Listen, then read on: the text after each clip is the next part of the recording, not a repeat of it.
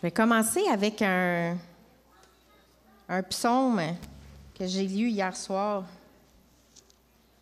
avant de me coucher. Heureux celui que Dieu décharge de sa faute et qui est pardonné du mal qu'il a commis. Heureux l'homme que le Seigneur ne traite pas en coupable et qui est exempt de toute mauvaise foi. Tant que je ne reconnaissais pas ma faute, mes dernières forces s'épuisaient en plaintes quotidiennes, car de jour et de nuit, Seigneur, tes coups pleuvaient sur moi et j'étais épuisée comme une plante au plus chaud de l'été. Mais je t'ai avoué ma faute et je ne t'ai pas caché mes torts. Je me suis dit, je suis rebelle au Seigneur. Ça arrive-tu des fois qu'on est rebelle au Seigneur? Hein? Ouais. Pas tout seul, hein? Puis là, ça m'a comme frappée, là, hein? Je dois le reconnaître devant lui, et toi, tu m'as déchargé de ma faute. Voilà pourquoi tous les fidèles devraient adresser leurs prières quand ils découvrent leur faute. Donc, c'est important, des fois, de ne pas juste reconnaître notre faute, mais c'est de la nommer aussi, de la dire au Seigneur, et aussi, si on a blessé quelqu'un, bien, d'en profiter aussi pour aller demander pardon aux personnes ou à la personne qu'on a blessée. Voilà pourquoi tous les fidèles devraient adresser leurs prières quand ils découvrent leur faute. Si le danger menace de les submerger, ils resteront hors d'atteinte. Tu es un abri pour moi, tu me préserves de la détresse. Je crierai ma joie pour la protection dont tu m'entoures. Le Seigneur dit, « Je vais t'enseigner et t'indiquer le chemin à suivre, dit le Seigneur. Je vais te donner un conseil et je garde les yeux fixés sur toi. Ne sois pas stupide comme le cheval ou le mulet dont il faut maîtriser les élans avec un mors et une bride. Et si tu n'es pas rebelle comme le cheval, puis qu'il t'écoute, puis que tu as de la sagesse, bien, il ne t'arrivera rien. Le méchant se prépare beaucoup d'ennuis, mais le Seigneur entoure de bonté celui qui lui fait confiance. Que le Seigneur soit votre joie, vous les fidèles. Émerveillez-vous, criez de joie, tous les hommes au cœur droit. » Ce que c'est en train de dire, là, c'est que quand on marche dans la repentance, dans l'humilité, il y a une protection qui vient, il y a une bénédiction qui vient avec ça. Puis, en même temps, c'est ça, il y a une joie qui est là, c'est ça. Il y a vraiment une bénédiction. Alors, je vous encourage ce matin, là, si il vient à l'esprit là, un comportement ou quelque chose que vous dites, Seigneur, ça, il faut que je te le remette. Tu sais, des fois, il y a des choses qui reviennent dans notre vie là, en cycle, là, qu'on a l'impression que c'est passé, mais que ça revient tout le temps pareil. Je vous invite à le confesser au Seigneur, à demander son pardon, puis à recevoir les bénédictions qui viennent avec. Amen. Alors, je vous invite à vous lever, parce que c'est dur d'être assis avec les chants qu'on va chanter.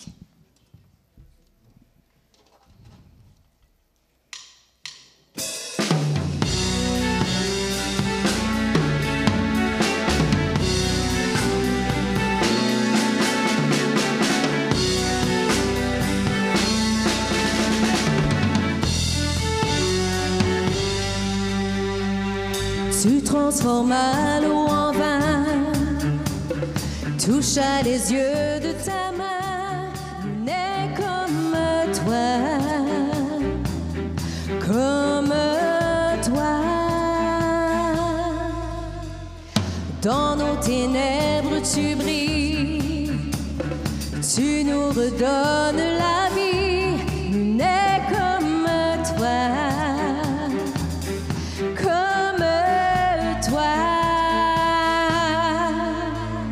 Dieu admirable, inébranlable, ton nom surpasse toute puissance. Dieu de miracles, incomparable, oh Dieu, oh Dieu.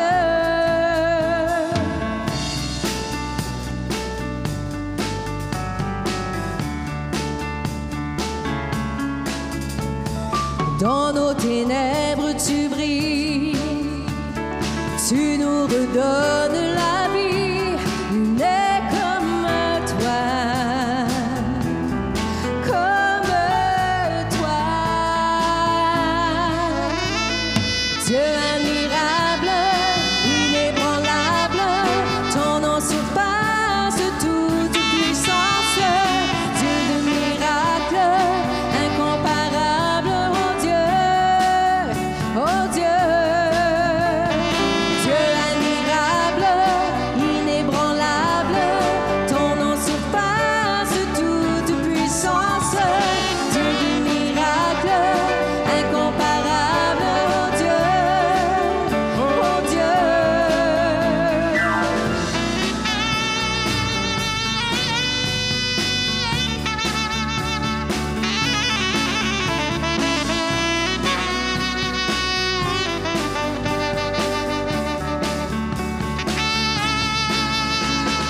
Si notre Dieu est pour nous, qui pourra nous arrêter? Si Dieu est avec nous, qui sera contre nous? Si notre Dieu est pour nous, qui pourra nous arrêter?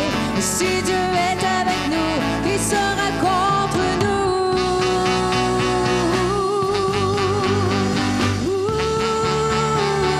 Qui sera contre nous?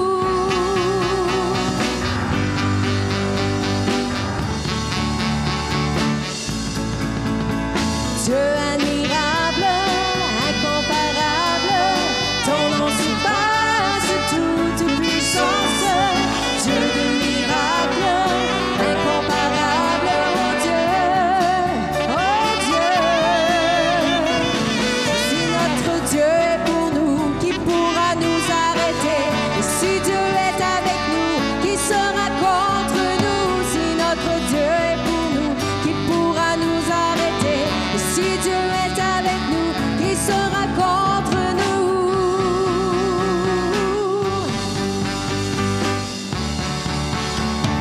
Qui sera contre nous?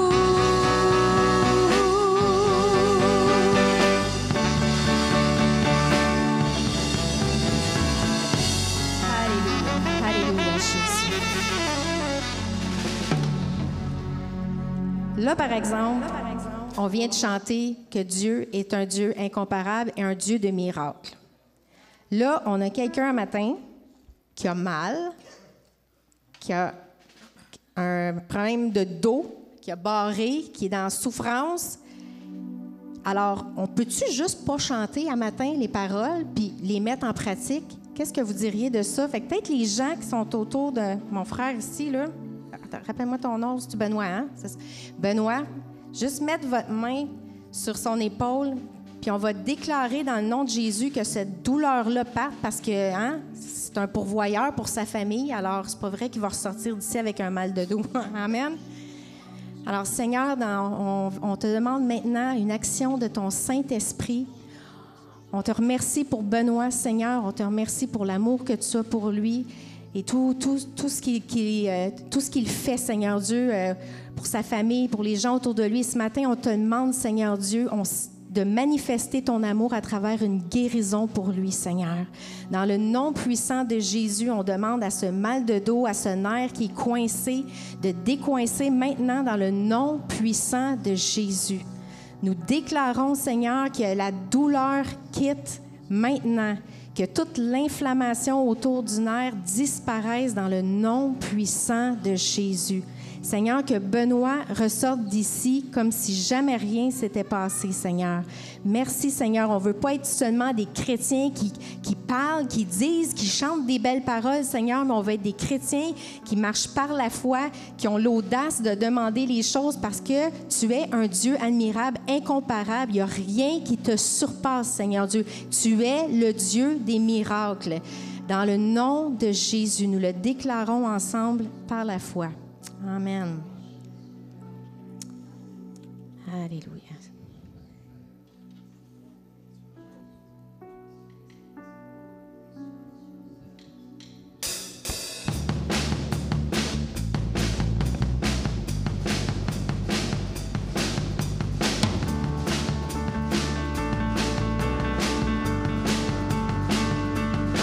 Dans les étoiles, je peux voir ta majesté. Et dans les cieux, tes merveilles sont proclamées. Je vois ta gloire sur toute la terre, Seigneur. Je veux connaître les voies de ton cœur. Par les mers et les cieux, j'entends ta louange. Alors que la création élève ton nom, j'entends ce chant sur toute la terre, Seigneur. Je veux connaître les voies de ton cœur. Ouvre mes yeux, oh Dieu, ouvre mon cœur pour voir les merveilles et la puissance de ton nom. Par ta grâce je vis, par ta grâce je vois, car ma vie et mon salut se trouvent en toi. Tu prends nos péchés et donnes une vie nouvelle. Par la croix tu nous restaures dans ta lumière. Je sais que ton amour me suffit, Seigneur. Je veux connaître les voies de ton cœur. Ouvre mes yeux, oh Dieu, ouvre mon cœur pour voir les merveilles et la puissance de ton nom.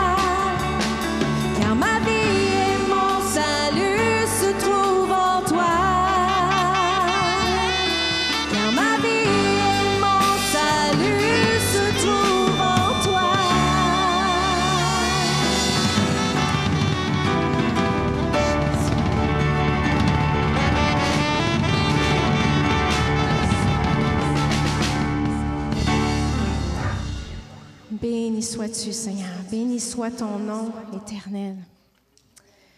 Oui, donne-nous de voir, Seigneur Dieu. Heureux celui qui croit sans avoir vu, mais des fois, ça fait du bien de voir, Seigneur.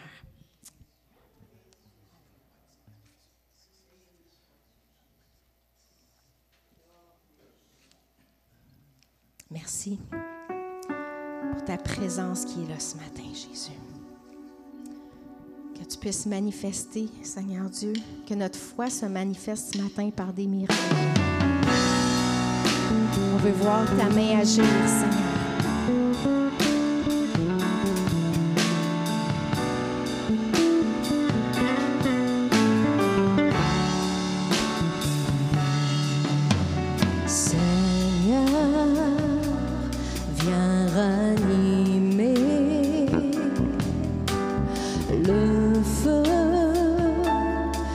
Tu as mis en moi, toi seul peux m'éclairer. Viens, Seigneur, m'ouvrir les yeux, manifeste ta présence et convainc-moi de ta puissance. Revêt-moi de ta sainteté, surprends-moi par ta beauté, manifeste ta présence et convainc-moi de ta puissance. Revêt-moi de ta sainteté, surprends-moi par ta majesté.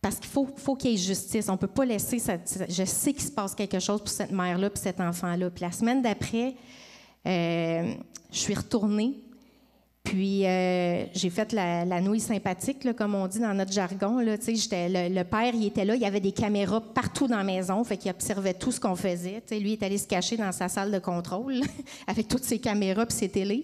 Puis moi, je parlais à la mère. Puis j'ai juste écrit sur une feuille. J'ai pris son numéro de téléphone. Puis j'ai fait la nouille sympathique. Puis j'ai dit « Êtes-vous en danger? » J'ai écrit sur la feuille « Êtes-vous en danger? » Fait que j'ai dit « C'est-tu le bon numéro de téléphone que j'ai? Là?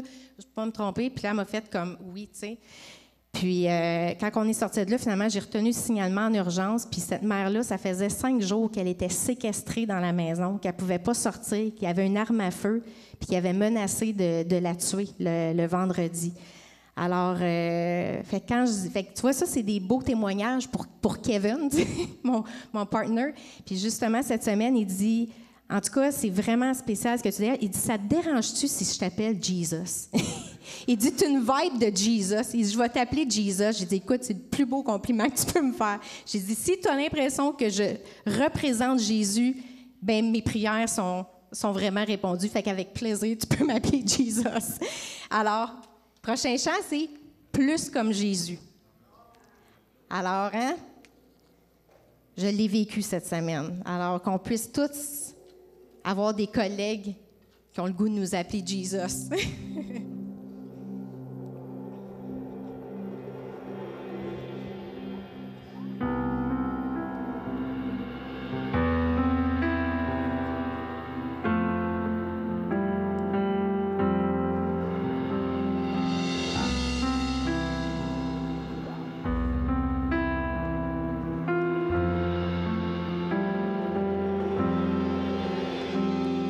Tu es descendu sur terre et changé ta gloire pour la croix. Tu as choisi de tout sacrifier sans remords. Tu t'es dépouillé sans rien compter. Le roi de gloire venu servir, laver nos pieds, nous recouvrir de dignité. Si moi de moi donne plus de toi, prends tout, Seigneur. Oui, tout de toi, comble tout en moi, prends tout, Seigneur.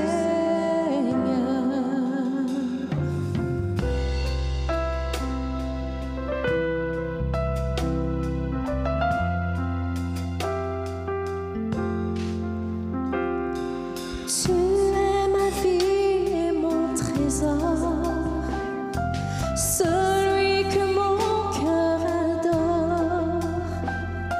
Ici à tes pieds, prends mes rêves et tout ce que j'ai. Encore une fois, ici à tes pieds, prends mes rêves et tout ce que j'ai. Si moi de moi donne plus de toi, prends tout, Seigneur. Oui, tout de toi, compte tout en moi, prends tout, Seigneur.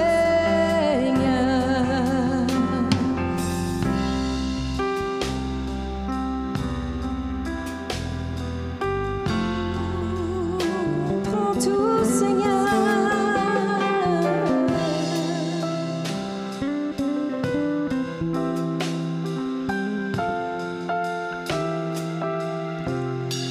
Esprit Saint, change-moi comme toi seul le peux. Mon cœur dans le creux de ta main. Père, je te prie, rends-moi plus comme Jésus. Ce monde se meurt de connaître qui tu es.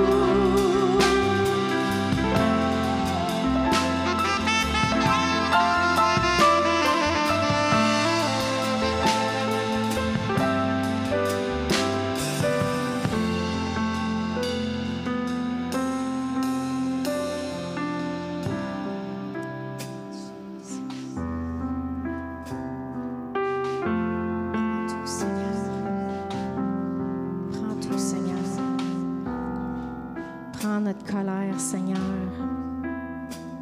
Prends nos fardeaux, Jésus. Prends notre détresse. Prends notre passé. Prends notre présent. Prends notre futur, Jésus. Car tes plans pour nous sont parfaits. Garde-nous enlignés.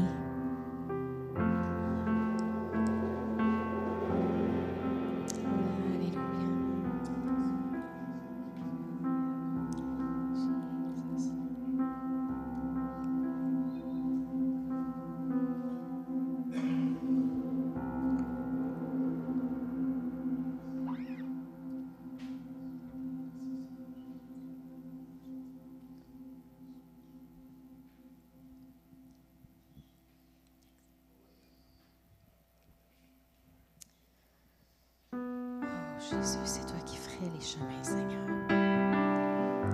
C'est toi qui ferais le chemin dans le désert.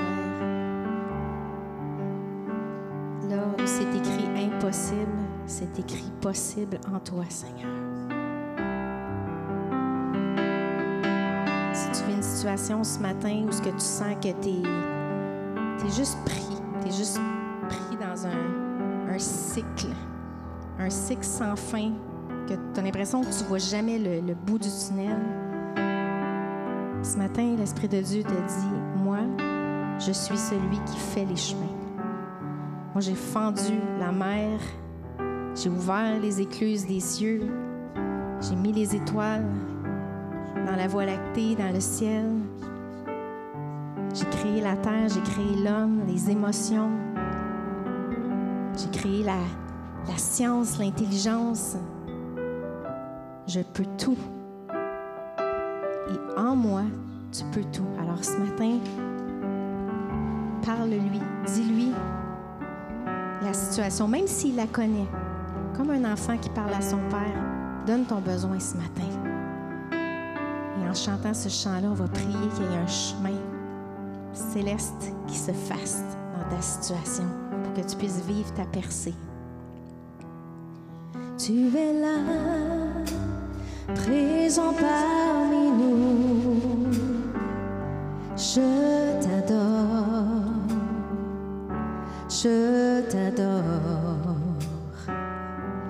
tu es là, agissant parmi nous, je t'adore, tu es là, présent parmi nous, je t'adore,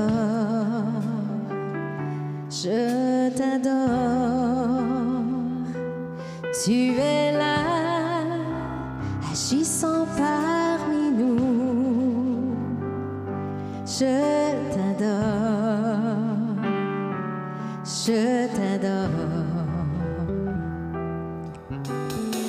Tu traces un chemin au Père des miracles, tu tiens tes promesses, lumière dans les ténèbres, mon Dieu, c'est ce que tu es. Tu traces un chemin au Père des miracles, tu tiens tes promesses, lumière dans les ténèbres, mon Dieu, c'est ce que tu es. Tu es là, transformant nos cœurs. Je t'adore, adorons-le ce matin. Je t'adore. Tu es là, guérissant nos cœurs. Je t'adore, je t'adore. Tu es là, transformant nos vies. Je t'adore, je t'adore. Tu es là, tu restaures les cœurs brisés. Je t'adore.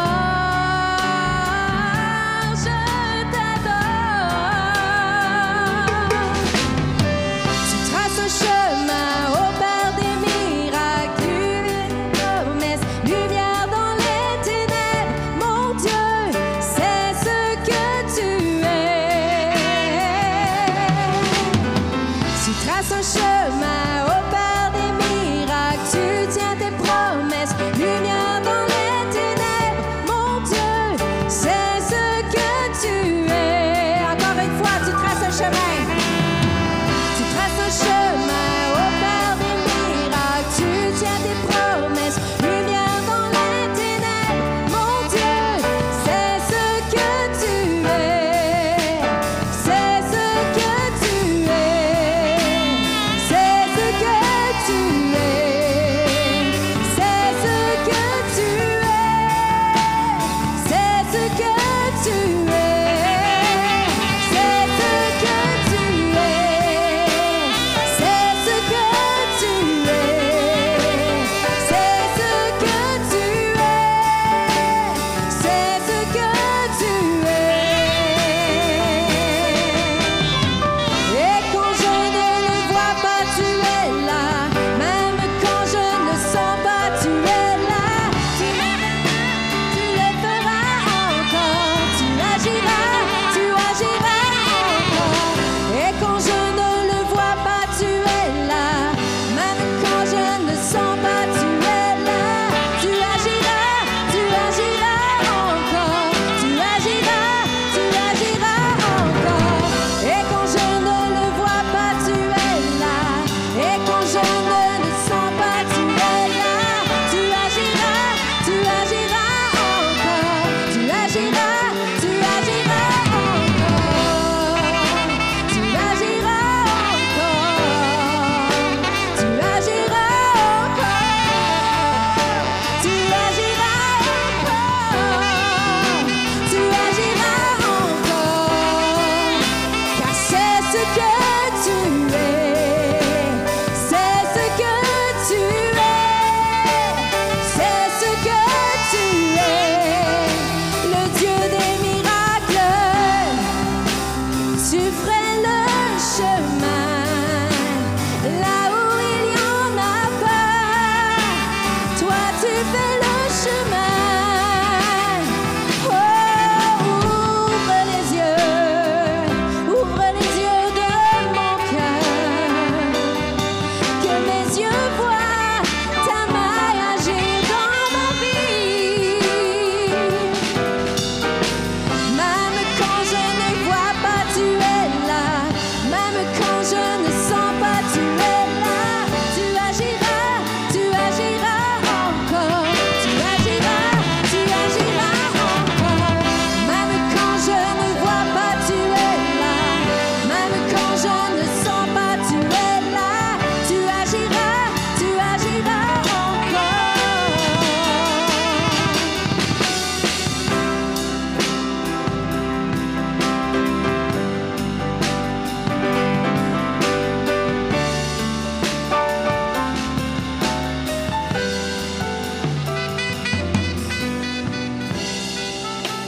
Agissons parmi nous,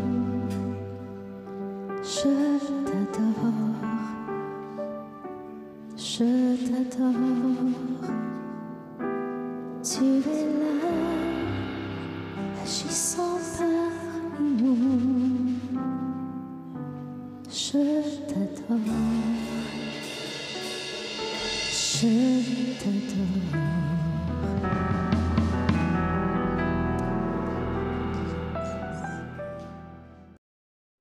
Christian à s'avancer pour apporter la prédication. On est bien content de l'avoir ce matin, n'est-ce pas? Est-ce qu'on peut lui donner une bonne main d'applaudissement? Merci beaucoup.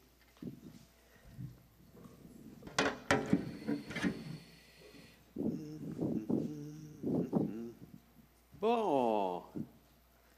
Là, on a eu la prédication chantée.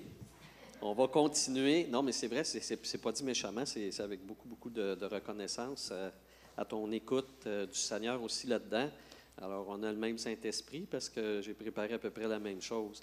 Le chant, le dernier chant là, que tu nous as apporté avec l'équipe, c'est ce que tu es. C'est ce que tu es. Puis un des refrains dit tu fais des miracles, je ne l'ai pas par cœur, là. C'est ça. C'est un peu ça que je veux vous partager.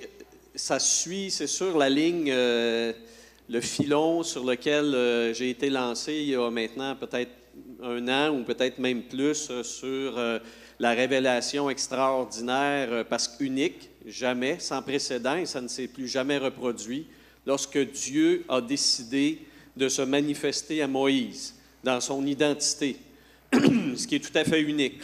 Et Dieu va donc se nommer, parce que Jésus faisait la même chose, il changeait les noms. En fait, il en donnait l'interprétation, que ce soit pour Pierre, et puis bon, etc. Bref, Yeshua lui-même, son nom nous dit tout. Alors, Dieu a décidé de se manifester en disant son nom. Disant son nom, il dit en fait donc ce qu'il est, quels sont les fondements de son être, de son attitude et de sa manifestation. Parce que, comme je le marquais ici, qu'on l'a chanté, qui il est détermine ce qu'il fait. Qui il est détermine ce qu'il fait. Ce que nous, on a beaucoup de peine à faire, parce que nous, souvent, on se laisse définir par nos fonctions. C'est-à-dire qu'on va jouer un rôle. On va revêtir, je peux parler même du ministère, on va revêtir un rôle, on va revêtir une fonction, et malheureusement, des fois, on finit par croire qu'on est le manteau sous lequel on est revêtu. Vous me suivez? Et des fois, à un moment donné, c'est là que peuvent survenir des fractures, des difficultés, des désordres, même au niveau de l'administration, si on veut, du service qu'on rend même dans l'Église de Dieu. C'est là où, parfois, on peut arriver même à crapahuter complètement, hein, c'est un beau mot français, ça, à chambouler la vie d'une communauté, parce qu'à un moment donné, c'est ça, même dans les autres services, les services diaconaux, les différents ministères de l'Église, si on pense qu'on doit agir de telle et telle façon, ou quand on pense qu'on est défini par la fonction ou l'autorité qu'on reçoit, on met la charrue avant les bœufs. On doit retrouver qui nous sommes et on doit s'asseoir là-dessus. Et parce qu'on sait qu'on n'est pas parfait, qu'on est tous faillibles, énormément faillibles, en fait, on est tous faillibles. Qu'on dise énormément au moins, ça dépend de la sincérité qu'on a face à nous-mêmes. On est surtout très, très pécheurs. On manque le but souvent. Mais bon, en autant qu'on le sait, on va à ce moment-là travailler là-dessus. Et c'est ça la différence. C'est que Dieu, par ce qu'il est, c'est-à-dire que Dieu agit en fonction de qui il est. Vous voyez, Dieu n'est pas défini par ses actions. Dieu est d'abord défini par qui il est foncièrement dans son être. Et ce qui découle de ça, que ce soit miracle, bonté, geste d'éducation, on dit ça gentiment un peu, là. Dieu agit en fonction de qui il est. Bon, bien, il nous appelle à cela. Alors, ce que ça va impliquer pour nous, c'est donc effectivement de travailler sur notre identité. Pas seulement en termes de personnalité, mais en termes de vraie structure du cœur. Donc, ce processus-là, que dans le monde religieux, on appelle aussi sanctification, c'est un processus essentiel et nécessaire. La vie de disciple est une vie de processus d'amélioration. Si quelqu'un pense qu'une fois sauvé, une fois baptisé, la chose est réglée, si quelqu'un pense ça, il est vraiment dans le pétrin. Et puis les autres autour aussi. Mais vous voyez, c'est normal qu'on soit heureux, content et puis qu'on se réjouisse d'une nouvelle naissance. C'est normal que même on puisse, suite à une conversion, surtout bouleversante, c'est normal qu'à un moment donné, oui, on goûte à des changements, on cesse certaines choses, on pourrait dire des péchés, mettons, énormes ou évidents en langage ou en action.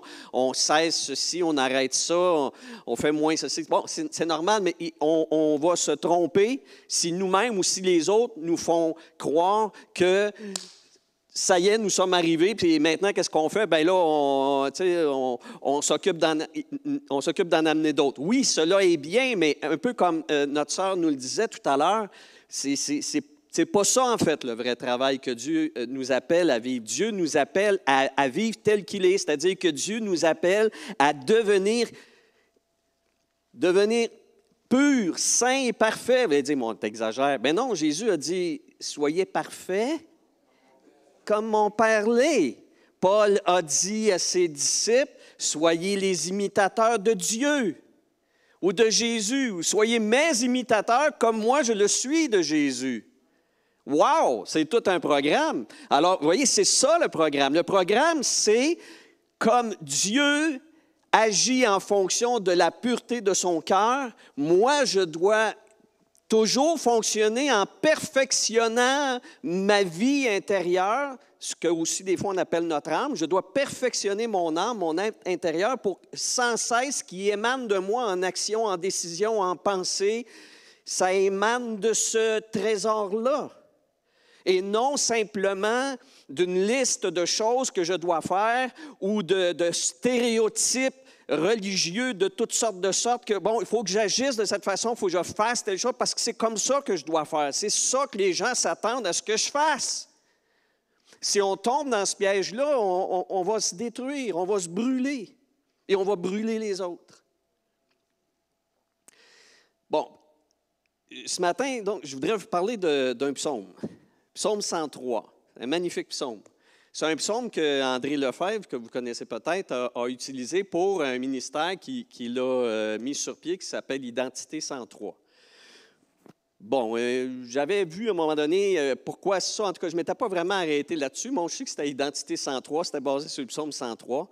Mais plus récemment, donc depuis un mois, j'ai médité et traduit ce psaume-là parce que je travaille, comme je vous le disais un petit peu tout à l'heure, sur la manifestation d'Exode 34, versets 6 et 7, où Dieu va passer devant Moïse et crier son nom. Il va crier 7 particularités, 7 attributs de son être, pas 7, pardon, 10 attributs de son être. Et puis ça, c'est le fun, parce que c'est dans Exode. Puis Exode, c'est les 10, les 10 plaies d'Égypte, les 10 commandements. On oublie le troisième 10, c'est les 10 noms de Dieu.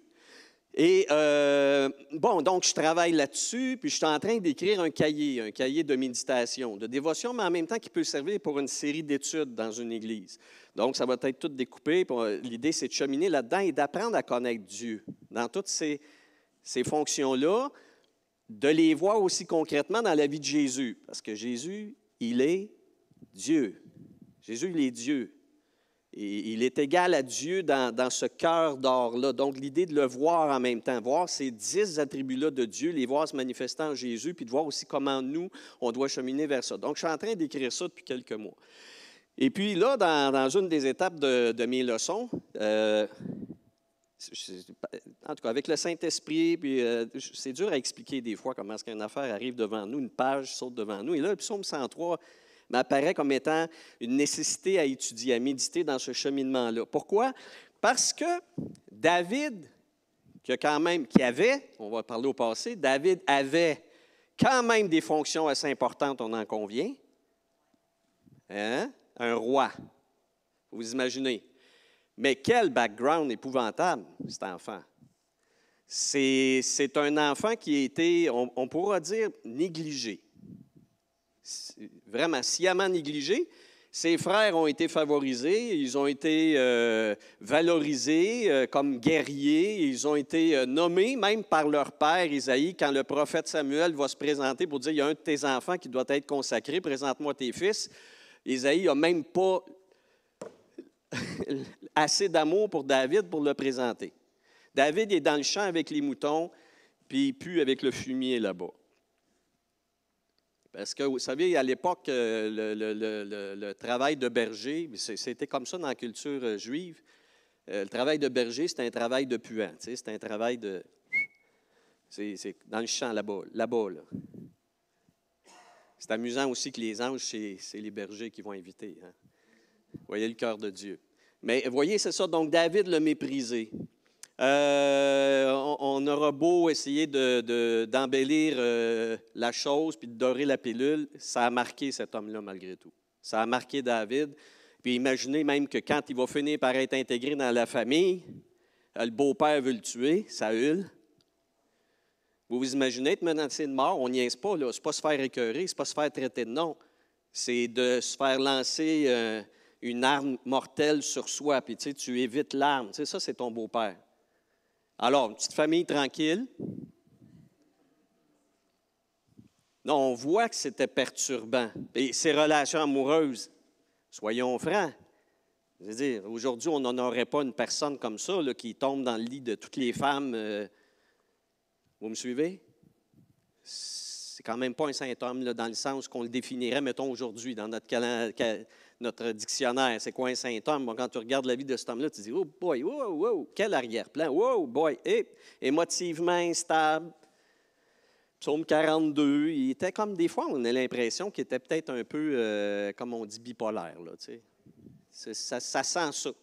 Bon, ça fait rien. Il était aimé de Dieu, puis il aimait Dieu. Puis, regarde, Dieu a fonctionné avec David comme il fonctionne avec moi. Alléluia.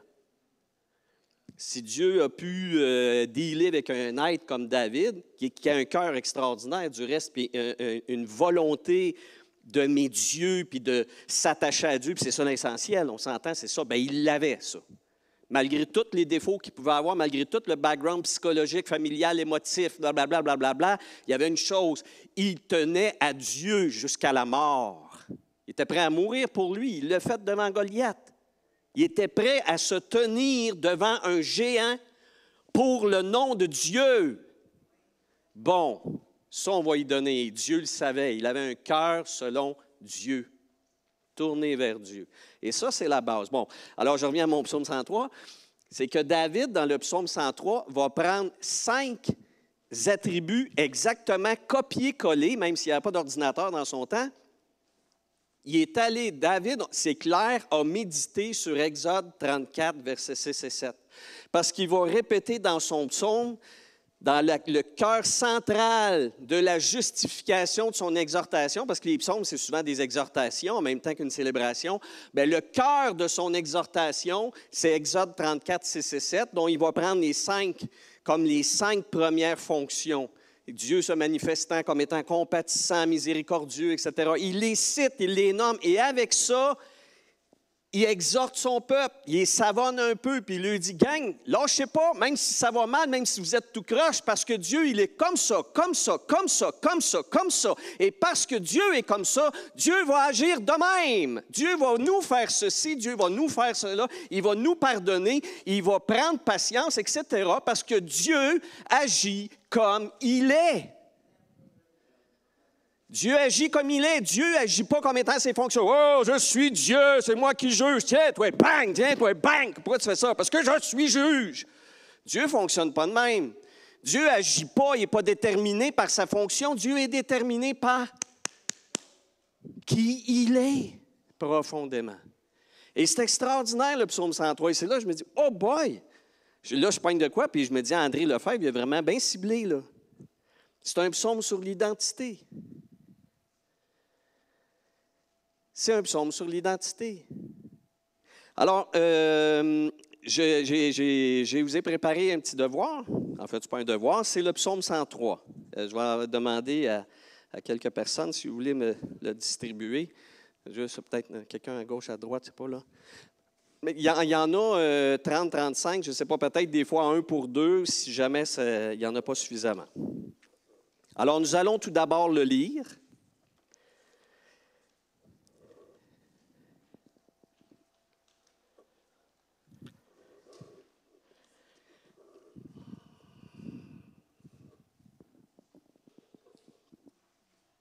Alors, je pense que déjà, avec l'introduction que je vous ai faite, déjà, ça va colorer la lecture.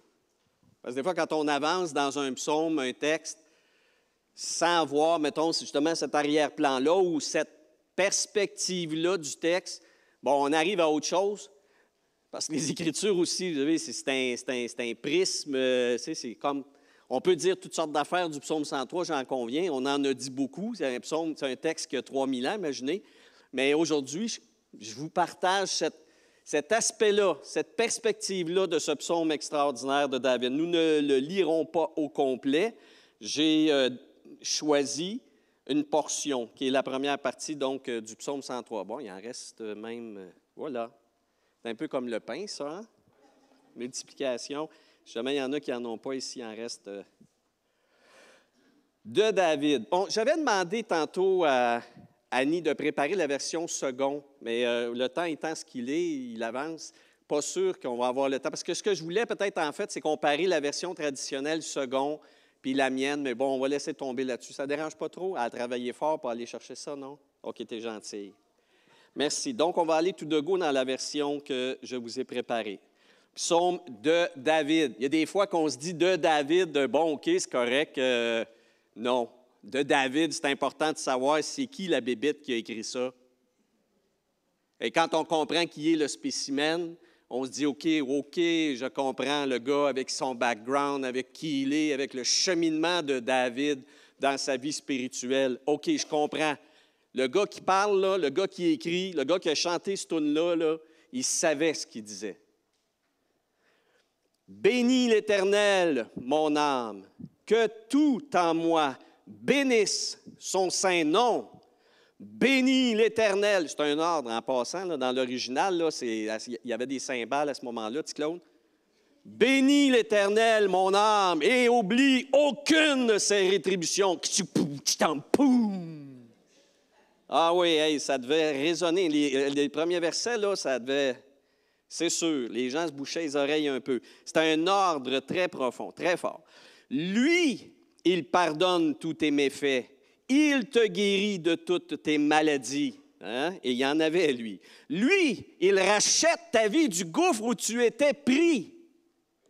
Lui, il te couronne d'amour et de compassion. Lui, il te comble du bien qui honore ta distinction. On y reviendra là-dessus. Comme l'aigle en ascension, de même ta prime vie reprend, ta première vie reprend. Ainsi, l'Éternel rend à ceux qui sont fraudés, extorqués, volés. Il leur rend ce qui est la droiture. Il leur rend le bon jugement sur eux-mêmes, faisant savoir...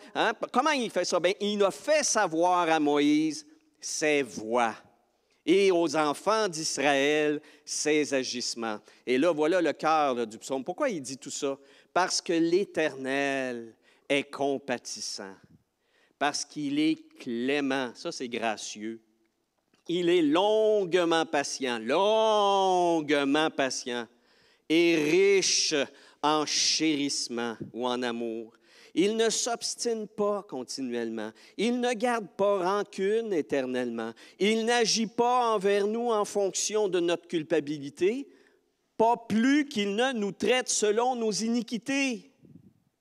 Car aussi haut sont les cieux au-dessus de la terre, autant son amour s'élève envers ceux qui le craignent. Aussi loin le soleil levant l'est de son couchant, autant il éloigne de nous nos transgressions. Comme un père éprouve de l'empathie pour ses enfants, ainsi l'Éternel a compassion de tous ses frémissants. Car il sait parfaitement quelle est notre fabrication. Il se rappelle de nos fines particules constamment. Je reviendrai là-dessus. Là, on dit poussière des fois, ce n'est pas le texte vraiment original. Nos fines particules constamment. Alors, je vais un peu à une sorte de conclusion, quelques versets plus loin. Le chérissement de l'Éternel dure à jamais pour ceux qui le craignent. Et sa justice s'exerce aussi pour les enfants de leurs enfants, pour ceux qui gardent son alliance et qui se souviennent d'obéir à ses commandements. Tout est dans l'ordre, là. Donc, l'accueil, la compréhension de la grâce de Dieu, de ce qui est Dieu, de ce qui est mon Père, puis après ça, la conséquence qui doit se produire. Mais ça faut que ça passe par un changement intérieur tout le temps. Il faut qu'il y ait une opération de changement pour arriver donc à produire ce que Dieu veut, les commandements qui sont dans le fond les vérités extraordinaires d'amour envers lui, aimer Dieu, aimer mon prochain, etc., tout ça. Là. Mais ça doit passer par ce processus-là. Mais donc, à la base, comme David le manifeste, qu'on le dit depuis tout à l'heure, c'est ce que tu es, Dieu. Et c'est parce que tu es tel qu'en fait, nous, on peut établir un programme de transformation dans notre vie, arriver à ce que toi, tu es personnellement. Travailler sur ces éléments-là dans la foi et puis comme ça, manifester ce que tu veux. Alors, je vous invite à tourner. J'ai juste quelques pensées.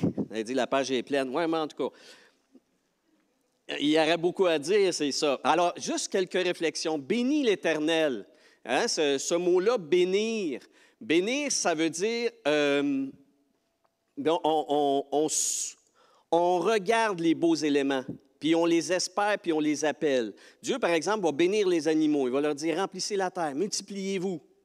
Hein? Il fait la même chose elle-même. Dieu bénit l'homme et la femme. Il leur dit, remplissez la terre, multipliez-vous, entrez dans vos fonctions, gérez la planète, OK?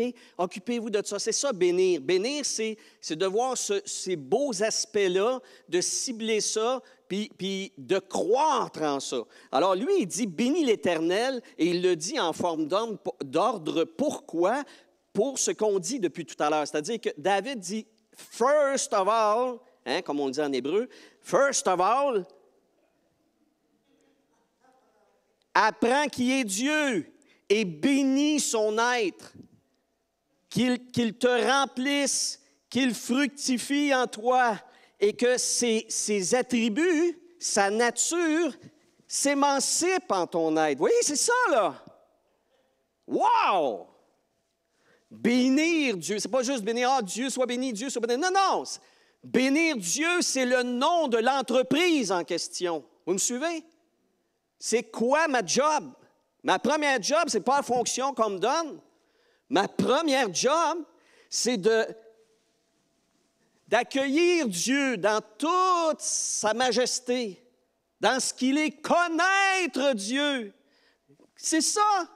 Comme Jésus a dit, la vie éternelle, c'est qu'il te connaisse, toi, le seul vrai Dieu et celui que tu as envoyé, Jésus-Christ, le Seigneur. Amen. C'est ça notre job. Et David, 1000 ans avant Jésus, saisit ça. Et il crie à son peuple à travers un chant qui pète le feu. Il leur dit, bénissez Yahweh, connaissez l'Éternel, bénissez-le. Parce que plus tu apprends à laisser Dieu s'émanciper en toi dans sa vraie nature, mieux tu le représenteras. C'est ça. Bénis l'Éternel qui? Quoi? Mon âme, nefesh. Alors l'âme, c'est l'être intérieur. Il y a des éléments là-dedans. On le voit dans une série que j'enseigne sur YouTube, là, à Identité 103 sur YouTube. L'âme, c'est tout, on dirait aujourd'hui l'être intérieur. C'est le cœur, c'est les entrailles, les émotions. Hein, quand ça te poigne aux tripes, c'est ton âme, c'est les reins. C'est plus compliqué, ça, les reins, parce qu'il y a des éléments là-dedans d'hérédité familiale.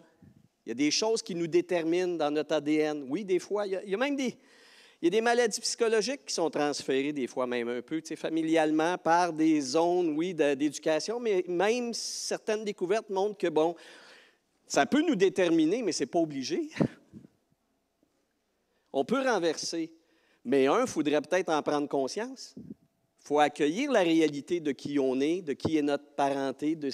Il faut tout comprendre ça. David a été obligé d'ouvrir les yeux clairement sur sa situation familiale un jour. Il a dû pleurer là-dessus un bon bout de temps. Puis dire, que mes frères, ils étaient comme ça, puis gars, mon père, qu'est-ce qu'il m'a fait? Puis je l'aime quand même. Mais ça a créé chez moi un besoin de prouver, un besoin d'être aimé. Tu sais, il y a toutes sortes d'éléments comme ça. Pas moi son psychiatre, là, je ne le connais pas, mais je le sais que ça fait mal. Je le sais que l'être humain, la bébite qu'on est, on a tellement besoin d'amour. Hein? On est addict à l'amour. C'est correct, là. On a besoin d'être aimé. Mais on peut faire tellement toutes sortes de conneries pour ça. Bénis l'Éternel, mon âme, que tout en moi, que tout en moi bénisse son saint nom. Donc, l'être intérieur dans son identité héritée, développée par l'éducation, par le contexte social, culturel. Un Québécois, c'est pas un autre d'un autre. Il y a tout ça. Donc, David dit, il faut vraiment que tu te vois comme il faut, regarde-toi dans le miroir, puis dis-toi, Dieu m'aime, là, mais Dieu m'appelle à devenir comme lui. Puis où sont les zones de travail dans lesquelles je dois m'impliquer? Paul, vous savez, d'une autre façon, quand on lit le Nouveau Testament, on ne lit pas d'autre chose non plus. Il y a ce texte que je vous ai noté sur la feuille. Ouais, vous allez voir en lisant ça, vous n'êtes pas obligé de tourner, là. Éphésiens 4... Oui, merci. 4,17. Quand Paul arrive dans cette magnifique... Là, tu es dans Philippiens, mon oncle, là. Quand Paul arrive dans la conclusion de cette extraordinaire lettre cosmique. Hein, Paul, vous lisez Éphésiens chapitre 1, chapitre 2, tu dis, « Hey, Paul, le gars, là, il n'est même plus sur la planète, là.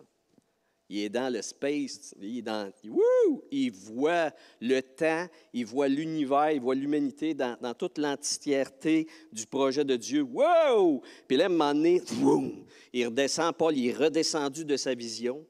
Et là, il va partager les conclusions. Et là, il dit notamment, « Voici ce que je vous dis, ce que j'affirme dans le Seigneur. Vous ne devez plus vous conduire comme les non-croyants qui se laissent guider par la sottise de leurs pensées. Ils ont l'intelligence obscurcie, ils sont étrangers à la vie de Dieu à cause de l'ignorance qui est en eux, à cause de l'endurcissement aussi de leur cœur. Ils ont perdu tout sens du bien, du mal. Ils se livrent à la débauche pour commettre avec avidité toutes sortes d'impuretés. Pourquoi? Parce qu'ils pensent que c'est ça la solution à leur mal-être. Mais vous, c'est pas ainsi que vous avez appris à connaître qui est la vie du Messie. Voyez? Alors, il va l'expliquer, verset 21. C'est du moins, évidemment, c'est en lui que vous avez appris la vérité, hein, que vous avez écouté. C'est en lui que vous avez été enseigné conformément à la vérité qui est en Jésus. Alors, on vous a enseigné quoi, dit Paul? Paul, il dit, on vous a enseigné à vous débarrasser du vieil homme. C'est ça l'affaire. Ça s'appelle de même aussi. C'est moins minou-minou, là. Mais donc, c'est ça. Il y a une partie en nous qui est une partie qui est vieille, ou en tout cas, il faut qu'elle devienne vieille. C'est-à-dire qu'il faut qu'on s'en débarrasse. Tranquillement, le temps que ça prend, mais il faut qu'on s'en débarrasse. Et Paul appelle ça le vieil œil, le vieil humain en nous, qui correspond à votre ancienne manière de vivre. C'est exactement le psaume 103, là. Qui correspond à votre ancienne manière de vivre. Puis ça se détruit, ça, sous l'effet des désirs trompeurs qui vont vous conduire, dans le fond, à de fausses solutions. Alors, vous devez vous laisser renouveler par l'Esprit dans votre intelligence. Vous allez voir tantôt, il y a une image extraordinaire, on appelle ça une métaphore. Il y a une image extraordinaire que David emploie, là. Vous allez quand vous dire, ah oui, c'est vrai, là. Ouais, mais c'est exactement ça. Se laisser renouveler par l'Esprit dans notre intelligence, à vous revêtir de l'homme nouveau créé selon Dieu. Créé selon Dieu. Pas créé selon l'Église, pas créé selon le pasteur, pas créé selon la dénomination, pas créé selon la religion, pas créé selon la tradition, créé selon Dieu, pas créé selon mes présupposés, mes préjugés, mes manières de penser, créé selon Dieu. Ça veut dire que c'est Dieu le pattern. Dans la justice et la sainteté que produit la vérité.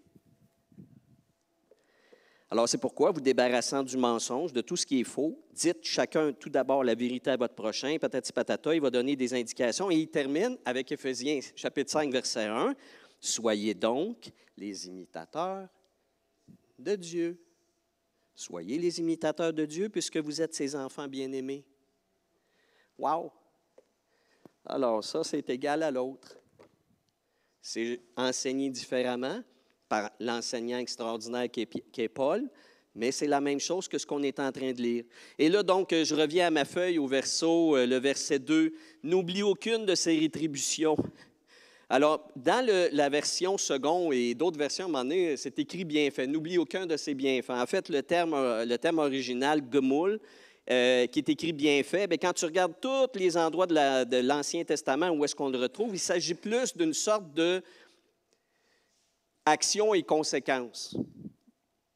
C'est-à-dire que Dieu, il est toujours là, il est en train de nous regarder, puis Dieu sait que quand on fait une connerie, c'est clair qu'à un moment donné, qu'est-ce qui va se passer? Il va arriver une boulette, là.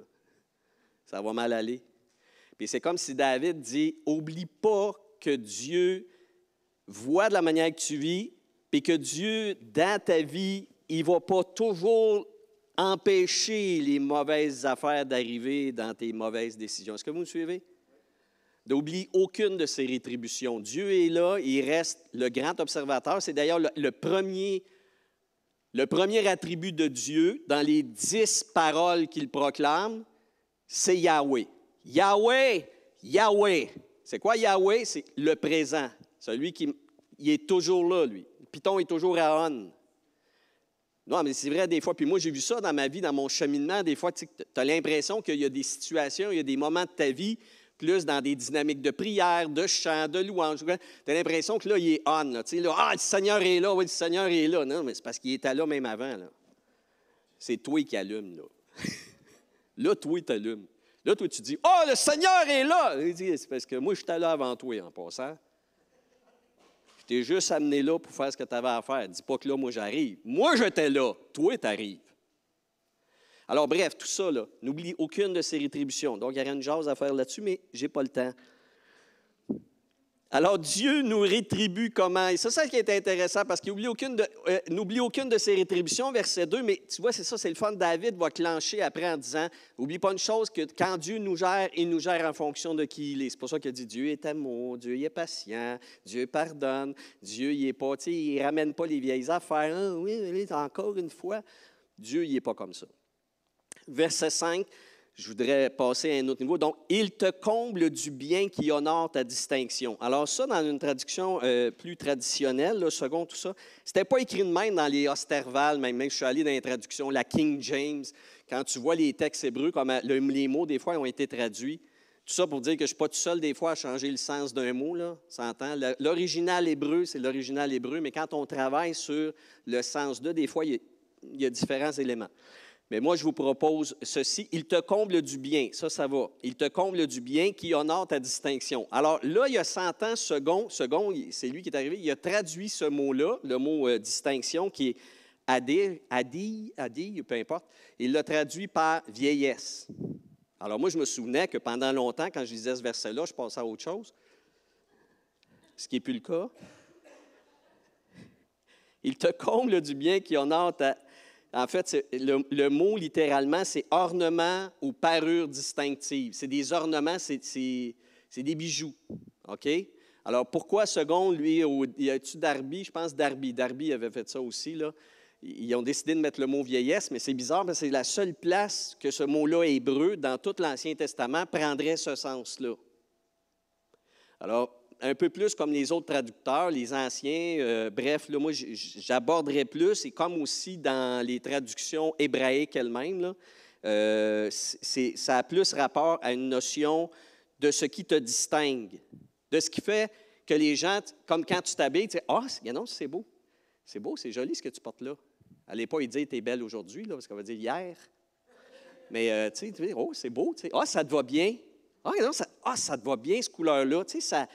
C'est un peu ça. Alors, le verset 5, David dit, Dieu, il va nous honorer avec ce qui fait notre distinction. Dieu, en fait, il nous a créé tout le monde différent, pareil comme les flocons de neige. C'est dur à croire, ça. Hein? Ça a l'air qu'il n'y en a pas un pareil. Ils ont toutes une petite coche différente, mais toutes la même patente. Ils sont toutes divisées en, je pense, en 6. Là. Il y a 6, mais jamais pareil. Une tempête de neige, là, c'est des milliards et des milliards de petites choses cristallines différentes. Hein? Je sais que vous n'avez jamais perdu de temps avec une loupe à checker ça, là, mais... Il reste que l'être extraordinaire et tout-puissant qui fait la neige, en tout cas qui a créé le système qui fait la neige, a créé ça d'une façon qu'il n'y a aucune de ces particules-là qui ne se ressemble. Ça vous dit de quoi déjà sur l'être? Comprenez-vous, ça dit de quoi sur l'artiste? Ça dit de quoi sur l'artiste? Alors, pensez à nous. On est sa plus belle des créations. Penses-tu qu'il nous aurait fait en série? Penses-tu qu'il nous a sorti un machin à tchik-tching, à tchik-tching, à tchik-tching? Pas du tout. Alors, Dieu manifeste en nous une immense diversité. Et quand donc il est question de découvrir mon identité, il faut que je comprenne que la mienne n'est pas celle de l'autre.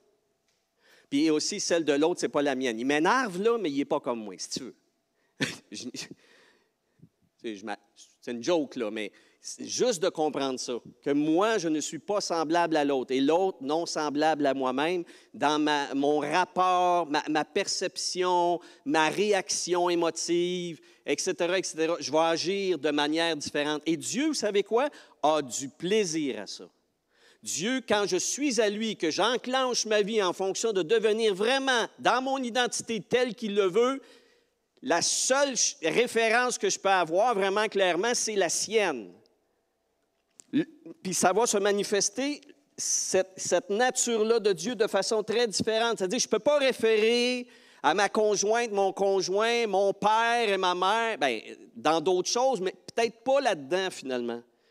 Parce que ma référence de ressemblance, c'est Dieu. C'est Dieu. Il te comble du bien qui honore ta distinction. Dieu veut que je sois tel qu'il m'a créé dans mon unicité. Et là, on en vient à la fameuse analogie. En fait, oui, c'est ça. Une comparaison. Comme l'aigle, j'ai mis entre parenthèses en ascension parce que ça, ce n'est pas dans le texte original. Le texte original dit « comme l'aigle, de même, ta vie reprend ». Mais le mot, là, c'est la prime vie. Ce qui était au début. Comme par exemple, ce mot-là, hébreu, est utilisé quand on parle de la première épouse. Et quand il dit, tu vois ça souvent dans Proverbe, et tu n'aurais pas dû abandonner la femme de ta jeunesse. En fait, c'est ton prime amour. C'est toujours la première chose que tu es. Et là, ce que ça dit ici, c'est que comme l'aigle, ma prime vie doit prendre son envol. Ce que je suis vraiment, foncièrement, dans le plan et le projet de Dieu. Vous me suivez, là? Bon. Alors, c'est sûr qu'un peu comme David, il est ce qu'il est, mais avec la famille qu'il a eue, le père qu'il a eu, les frères qu'il a eu, les combats qu'il a eu, il a été magané, hein? Il a été dévié de son identité réelle. Est-ce que vous me suivez? Poqué, là. Puis des fois, quand tu es poqué, tu as des manques, puis tu vas essayer de compenser avec telle patente, puis telle autre chose. David, lui, c'était les femmes, entre autres. L'amour d'une femme, elle m'aime, je vais l'aimer, puis à un moment donné, non, un autre va m'aimer plus, je vais l'aimer plus, elle va faire une bonne reine. Il essaie de compenser. Donc, on dévie, mais David comprend cependant à un moment donné, puis je ne sais pas à quel âge il a écrit ça, là, mais David comprend que... Arrête tout ça, là. Ce n'est pas les autres qui vont compenser pour tes manques. Ce n'est pas les autres qui vont arriver à ton identité. Le seul qui va arriver à définir ton identité, c'est Dieu. Et quand tu comprends que tu dois te laisser porter, comme Paul le disait aux Éphésiens, là, par l'Esprit, que l'Esprit change ton intelligence, c'est ça l'aigle. Savez-vous que l'aigle, là, c'est un petit spécial. Il vole vite, lui, hein? Il peut faire des pointes de 300 km/h. Mais ça a l'air que sa vitesse de croisière, c'est 150 km/h. Je ne sais pas c'est quoi son moteur. En fait, il n'y en a pas. Savez-vous ce qu'il fait? Il plane. Qu'est-ce qui lui donne la vitesse? Le vent. Et c'est quoi l'analogie du vent dans la Bible? C'est l'esprit. Comme l'aigle. Ta vie prend son envol. C'est ça. Tu sais, quand tu me parlais tantôt, le lâche ta volonté, puis les gens ne comprennent pas, tu m'as dit quelque chose au tout début quand on s'est vu, j'ai dit, c'est exactement l'aigle. La seule manière que ça va se passer vite, que ça va aller vite dans ta vie, que les transformations vont s'opérer, c'est quand tu vas comprendre que arrête de fighter toi-même, arrête d'essayer, comme tu disais, de faire des efforts, tu vas t'épuiser. La seule puissance qui peut surpasser tous tes besoins, OK? La puissance qui va faire la job, c'est l'Esprit Saint. Puis notre travail à nous, c'est pas d'essayer de faire plus d'efforts, c'est d'essayer d'en faire le moins possible, c'est-à-dire de se centrer sur le jet stream de l'Esprit, comprends-tu? Il y a des avions qui réussissent à faire ça, là, ils pognent le jet stream, là, puis là, écoute, ça coûte pas cher de gaz. Puis c'est ça qu'il faut faire. C'est-à-dire, quand Paul dit « Soyez constamment remplis de l'Esprit », c'est ça qu'il dit. Placez-vous dans la dynamique de la puissance de Dieu. Revenez-en tout le temps à Dieu dans vos besoins. Soumettez-vous à Dieu. Créez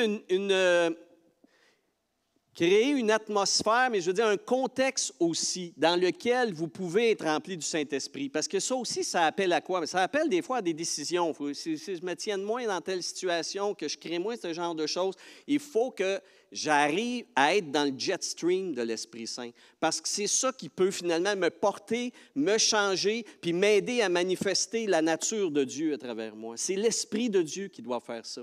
Alors, comme l'aigle, il faut que je plane, il faut que je trouve le jet stream. Puis là-dessus, piou, comme l'aigle, je retrouve ma prime vie, c'est-à-dire je me resitue dans la nature de mon être unique tel que Dieu m'a voulu me créer. Là, je peux être celui que Dieu a fait. Wow! C'est quelque chose, là. On continue. L'Éternel rend à ceux qui sont fraudés. Vous voyez ça? Paul aussi, il disait ça. Les gens sont aveuglés. L'Éternel rend à ceux qui sont fraudés, il leur rend quoi? La droiture et le bon jugement. En hébreu, là, frauder, c'est à chaque, ça veut dire extorquer, ôter un bien à son propriétaire. Et ça, on a ça beaucoup. Évidemment, dans le monde aujourd'hui, c'est pire que jamais parce que les médias d'information sont là constamment. Tout le temps, tout le temps, tout le temps. Et la pensée qui n'est pas celle nécessairement de Dieu, il n'y a pas que du mauvais, là, on s'entend, là. Mais la pensée du monde nous assaille partout, partout, partout, dans tout ce qu'on écoute, dans tout ce qu'on voit. Et puis, c'est ça, là, cette pensée-là tente présentement, puis on voit que c'est un peu tout croche, tente de définir c'est qui l'humain, tente de définir c'est quoi notre identité. Et plus que même la société essaye de faire ça, plus que la confusion s'installe et l'anxiété s'installe, notamment chez les jeunes. Les jeunes, justement, qui ont besoin de savoir c'est qui, je suis qui, moi, là, je suis qui? Comme personne, mais comme être sexué aussi. C'est quoi mon identité? Je ne le sais pas, bien, ça peut être ça, ça peut être ci, ça peut être ça. La seule manière, je vais essayer ça, je vais essayer ça, je vais essayer ça. Puis finalement, à un moment donné, tu vis toutes sortes d'affaires qui vont te blesser, qui vont te mélanger, qui vont te... Tu sais, c'est malheureux. Mais c'est quoi? C'est ce que David dit ici. C'est que tu te fais frauder. On t'enlève la réalité de ta définition. On t'enlève la vérité sur ce qui tu es, sur qui tu es. Vous voyez, c'est ça. Et dans cette société aujourd'hui, évidemment, la parole de Dieu, la Bible, n'a plus sa place comme référence. C'est plus ça qui définit ce qui est vrai. Qu'est-ce qui définit ce qui est vrai? C'est toi, c'est lui, c'est elle, c'est ça, c'est les chakras, c'est tout. C'est tout, puis c'est rien. Puis qu'est-ce que ça fait? Ça fait que l'identité devient flouée. C'est ça, le texte biblique le dit. L'Éternel, lui, qu'est-ce qu'il veut faire? Il veut te rendre ce qu'on te vole. Il veut te redonner la vérité. Dieu veut te dire qui tu es parce que c'est lui qui a le plan. C'est lui qui a la vraie photo sur ton identité réelle. Et la seule manière d'être qui tu es dans ton identité profonde, en tant qu'homme, en tant que femme, c'est de revenir à la vérité. Il faut que tu reviennes, mais c'est un combat de tous les instants aujourd'hui, comprenons-le, là. Parce que c'est insidieux. Tu écoutes un téléroman, tu écoutes une série Netflix, c'est constamment là. On te définit l'humain dans son indéfinition. C'est complètement soluble dans une sorte comment est-ce qu'on appelle, de syncrétisme relatif. C'est quoi? C'est toi. C'est toi, tu te définis, puis ça finit en n'importe quoi. On le voit aujourd'hui, là. Alors, David dit, il y en a un seul qui va te ramener sur ce qui est la véritable identité de ton être, c'est Dieu. Il faut que tu reviennes au jugement de Dieu. Puis c'est pour ça que Paul disait, on se fait frauder dans notre intelligence. Changez votre intelligence grâce à l'Esprit de Dieu. Basé sur quoi? Basé sur la vérité. Amen. Alors, car il sait parfaitement quelle est notre fabrication. J'aime beaucoup ce verset-là. On jump là, à verset 14. Il sait parfaitement quelle est notre fabrication. C'est ce qu'on se dit depuis tout à l'heure en lisant. Il se rappelle il est souvent traduit poussière. Mais vous savez, poussière, c'est péjoratif. Hein? La poussière. Je ne suis que poussière. Tu sais, c'est comme si tu dis, je suis un tas avec un mot M, là, tu sais. Non, mais c'est vrai. Ah, la poussière, c'est plein de poussière. C'est péjoratif. Le mot hébreu ne l'est pas nécessairement. Parce que Dieu, je vous donne des textes, là, il y a Genèse chapitre 2, verset 7, chapitre 13, verset 7. Dieu va utiliser ce même mot-là, ce mot qui est en hébreu, aphar, pour dire, par exemple, à Abraham, ta descendance sera comme de la poussière. Là, tu dis, wesh, dégueu. Dieu est donc bien méprisant. Non, parce que le mot hébreu, en fait, c'est ce qui peut avoir de plus fines particules. Et là, ça parle du grand nombre de ces choses-là. Puis on sait aussi, c'est la même chose. On parlait des flocons de neige tantôt, mais on pourrait dire la même chose des grains de sable. Il n'y en a pas un qui se ressemble. C'est donc fou, ça. Et c'est ça, la poussière. Puis Dieu dit, Toi, là, puis même, on pourrait aller dans les scientifiques qui savent que, tu sais, on est fait à la base de fines particules, protons, neutrons, et puis quoi d'autre encore, le Wizard de Bong, puis c'est débile. On sait aujourd'hui qu'on est constitué de matière, de fines particules extraordinaires qui nous composent, Puis déjà, le terme hébreu, dans sa structure fondamentale hébraïque, c'est ça que ça dit. Dieu connaît nos fines particules. Il sait de quoi on est constitué. Ouais! Jusque dans les plus infimes structures, de la plus infime structure de mon être, Dieu sait comment je suis fait. Alors, s'il y en a un qui est capable de dealer avec moi, s'il y en a un qui est capable de me redonner le chemin de mon être, le chemin de ma personnalité, c'est qui? C'est Dieu. C'est Dieu seul. Et vraiment, on bénit le Seigneur. Moi, je bénis le Seigneur pour ce psaume-là. Ça fait du bien. Puis on en a besoin. On a besoin de ça. Puis vous savez, même là, on est présentement sur la lancée d'une nouvelle saison. Parce que ça, on le sait, là, le vrai 1er janvier dans une église, c'est pas le 1er janvier, c'est le 1er septembre, ou en tout cas, la saison des ministères où l'école du dimanche reprend, où on repense aux activités, etc. Tu sais, on se fait toute une affaire des fois que, bon, en janvier, on repart des thématiques. C'est septembre, le vrai temps où on recommence, où des fois, certains vont prendre une fonction diaconale d'aide ou quoi que ce soit, où quelqu'un va entrer dans un ministère, etc. C'est vraiment ce moment-là. Et de penser à ce moment-ci au psaume 103, de dire, Seigneur, je m'engage à te servir, j'accepte une fonction, mais je comprends, Seigneur, que cette fonction-là ne me définisse pas. Parce que je suis spécial. Puis même si je revêts un manteau de ministère, ce n'est pas le manteau qui dit qui je suis, c'est moi dedans. Puis nous-mêmes, quand on regarde quelqu'un qui est au service du Seigneur, de ne pas nous attendre à cette personne-là en fonction de tous les préjugés puis les attentes qu'on a, mais d'accueillir la personne dans ce qu'elle est. Puis elle ne sera pas pareille comme les autres. OK? Elle ne fera pas les affaires. Pourquoi tu fais ça de même? On n'a jamais fait ça de même. Et non, on ne fait pas ça de même parce que là, c'est moi qui est en train de décider de tel et tel élément. Tu sais, on est capable de s'accueillir dans nos différences? Il faut. Puis dans les ministères, la même chose. S'accueillir dans nos différences. Puis quand on laisse entrer quelqu'un dans un ministère plus officiel, c'est pas c'est pas le ministère qui est en train d'être comblé. C'est une personne qu'on est en train d'accueillir, de recevoir et d'accepter. Amen? Amen. Alors, quel beau programme, n'est-ce pas? Alors, c'est un psaume à conserver. C'est un psaume à revenir constamment, à comprendre la démarche dans laquelle nous sommes, autant pour nous-mêmes en tant que personne, même au travail. Tu sais, de penser qu'au travail, c'est beau ton témoignage que tu amenais justement de dire, bon, que tu n'es pas une intervenante comme les autres. Pourquoi? Parce que tu n'es pas comme les autres. C'est ça qui est extraordinaire. Que le Seigneur soit béni. Amen. Alléluia. C'est beau, hein? On n'a pas fini avec ce psaume-là, là, mais c'est ça. Alors voilà, je vais inviter Pierre à s'approcher. Il y a un mot à nous dire.